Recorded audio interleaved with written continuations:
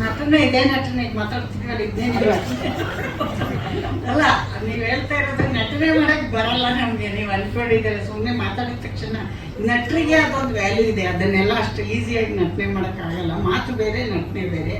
ನನಗೂ ಎಷ್ಟು ಬಂದಮೇಲೆ ಗೊತ್ತಾಗಿದೆ ಇಷ್ಟೊಂದು ಕಷ್ಟ ನಾನು ನಟನೆ ಮಾಡೋದು ಅಂತ. ಅದಕ್ಕೆ ಅದು ಪ್ರಿಪ್ರೇಷನ್ ಎಲ್ಲ ಅವ್ರು ಎಷ್ಟು ಕಷ್ಟಪಡ್ತಾರೆ, ಅಷ್ಟು ಈಸಿ ಇಲ್ಲ ನಟನೆ ಮಾಡೋದು. ನಾವೇನೋ ಒಂದು ಸಣ್ಣ ಪ್ರಯತ್ನ ಮಾಡಿ ಪ್ರೊಡ್ಯೂಸರ್ ಆಗಿದ್ದೀವಿ, ಅದಕ್ಕೆ ಆಶೀರ್ವಾದ ಮಾಡಿ ಸರ್.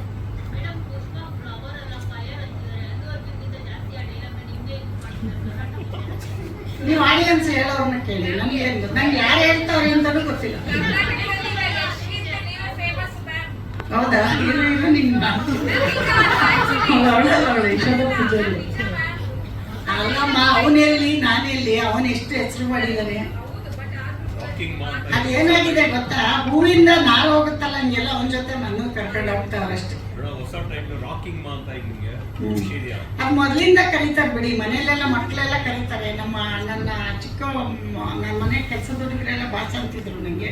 ಈಗ ಯಶಿಕ್ ಬಾಸ್ ಅಂತಾರೆ, ಅದು ಮಾಮೂಲಿ ಇರುತ್ತೆ. ಈಗ ಗೊತ್ತಾಗಿದೆ ನಿಮಗೆ ಅಷ್ಟೇ, ಏನಿಲ್ಲ. ಟ್ಯಾಲೆಂಟ್ ಅಲ್ಲ ಅದು, ಸುಮ್ಮನೆ ಈ ಥರ ಮಾತಾಡಿದ್ದನ್ನೇ ಅಂದ್ಕೊಂಡವ್ರು. ಟ್ಯಾಲೆಂಟ್ ಅಂದರೆ ಬೇರೆ ಇರುತ್ತೆ ಬಿಡಿ. ಹಾರ್ಡ್ ಆಮೇಲೆ ಆರ್ಟಿಸ್ಟ್ ಎಲ್ಲ ಬೈಕತ್ತಾರೆ ನಮಗೆ.